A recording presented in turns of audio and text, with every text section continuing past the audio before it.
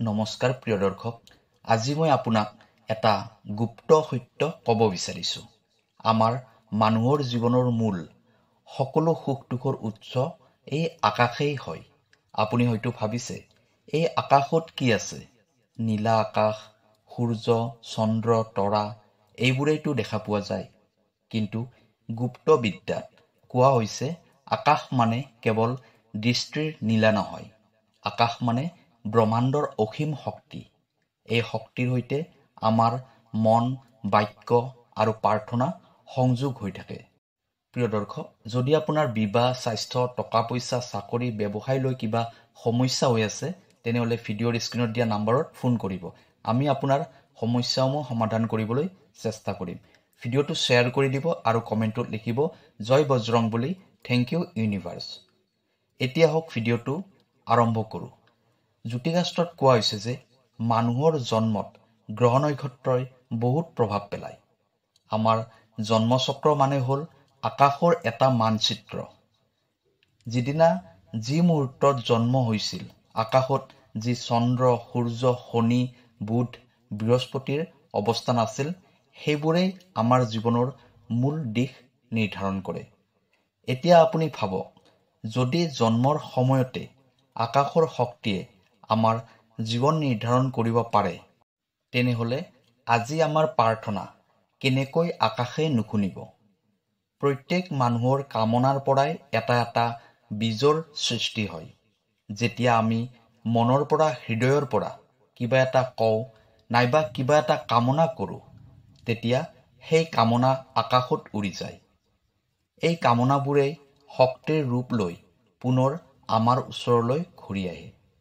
যদি আমাৰ কামনা শুদ্ধ হয়, তেতিয়া আমি আশীৰ্বাদ পাওঁ, আৰু যদি আমাৰ কামনা অশুদ্ধ হয়, তেতিয়া আমি কষ্ট পাওঁ। অৰ্থাৎ মনটো পবিত্ৰ কৰি ৰাখিব লাগে আৰু কথাবোৰ সত্য আৰু শুদ্ধ হ'ব লাগিব। মানুহৰ জীৱনত কিছুমান মুহূৰ্ত আহে। সেই মুহূৰ্তবোৰত মনৰ মাজত প্ৰশ্নৰ উদয় হয়, কিয় মোৰ জীৱন এনেকুৱা? কিয় মোৰ সপোনবোৰ পূৰণ নহ'ল? কিয় মই সদায় দুখ যন্ত্ৰণাৰ মাজত পৰি আছোঁ? এইবোৰ প্ৰশ্নৰ উত্তৰ বহুত দূৰত নাই। উত্তৰ আকাশৰ মাজতে আছে। যিবোৰ কথা আপোনাৰ মুখৰ পৰা ওলাই আকাশলৈ উৰি যায়, সেই কথাই আপোনাৰ পথ নিৰ্ধাৰণ কৰে। সেয়েহে কোৱা হৈছে, আকাশলৈ চাই যি ক'ব সেইটোৱেই পাব। আকাশ নীৰৱ। আকাশে কেতিয়াও আপোনাক উত্তৰ নিদিয়ে। কিন্তু আপোনাৰ প্ৰতিটো শব্দ, প্ৰতিটো প্ৰাৰ্থনা, প্ৰতিটো অনুভৱ আকাশে বুকুত লৈ থাকে। ই যেন এখন ডাঙৰ আইনা।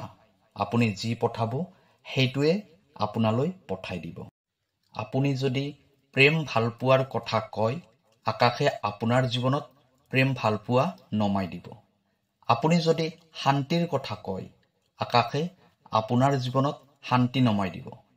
কিন্তু আপুনি যদি দুখৰ কথা কয়, আকাশে আপোনাৰ জীৱনত দুখেই নমাই দিব। আকাশে কোনটো ভাল, কোনটো বেয়া কেতিয়াও নুবুজে। আকাশে কেৱল আপোনাৰ বাক্য শুনিব। সেয়েহে মুখৰ পৰা ওলোৱা প্ৰতিটো শব্দত সাৱধান হওক।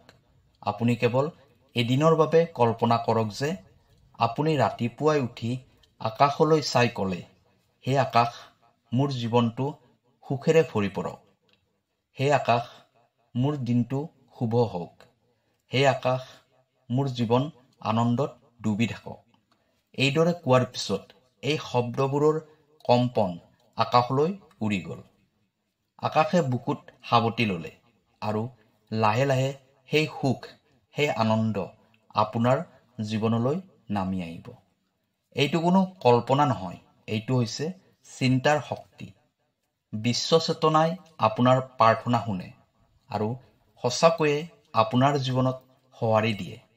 কিন্তু আপুনি যদি আকাশলৈ চাই কয় যে মোৰ ভাগ্য বেয়া, মোৰ জীৱনটোৱে বেয়া, মোৰ কপালতেই সুখ নাই, তেতিয়া আকাশে সেই শব্দবোৰ বুকুত সাৱটি ল'লে আৰু তাৰ ফলত আপোনাৰ জীৱনলৈ দুখ, যন্ত্ৰণা, অন্ধকাৰ নামি আহিব। আকাশ নীৰৱ, আকাশ নিৰপেক্ষ। ই কেৱল আপোনাৰ কথাই প্ৰতিফলিত কৰে। সেয়েহে মুখৰ পৰা ওলোৱা প্ৰতিটো শব্দ, প্ৰতিটো চিন্তা হ'ব লাগিব ধনাত্মক। আপুনি কেতিয়াবা লক্ষ্য কৰিছেনে, যিজন মানুহে সদায় কয় মই পাৰিম, সেই মানুহে জীৱনত সফলতা পায়। কিন্তু যিজন মানুহে সদায় কয় মোৰ দ্বাৰা একো নহ'ব, সেই মানুহে কেতিয়াও আগবাঢ়িব নোৱাৰে। ইয়াৰ কাৰণ কি? কাৰণ তেওঁলোকৰ মুখৰ পৰা ওলোৱা শব্দবোৰ আকাশে শুনিছে। মই পাৰিম বুলি কোৱাটো আকাশে শুনি সফলতা আনি দিছে। মোৰ দ্বাৰা নহ'ব বুলি শুনি আকাশে বাধা দিছে। এতিয়া আপোনাৰ বাবে এটা গুপ্ত মন্ত্ৰ দিছোঁ।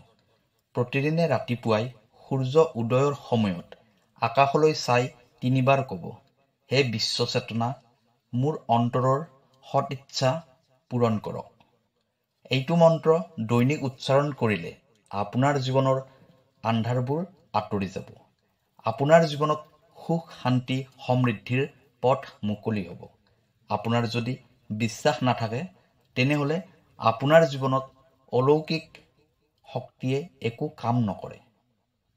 আপুনি যদি সন্দেহ কৰে, নাইবা আপুনি যদি ভাবে এইবোৰ অনৰ্থক কথা, তেতিয়া আপোনাক আকাশে সঁহাৰি নিদিব।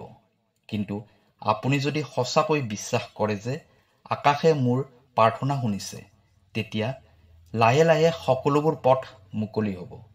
এনেকুৱা নহয় যে আজি ক'ব আৰু কাইলৈ চমৎকাৰ হৈ যাব। কিন্তু সময়ৰ লগে লগে আপোনাৰ জীৱনে হেৰুৱা পথৰ পৰা নতুন দিশ পাব। অন্ধকাৰৰ মাজত নতুন পোহৰ দেখিবলৈ পাব।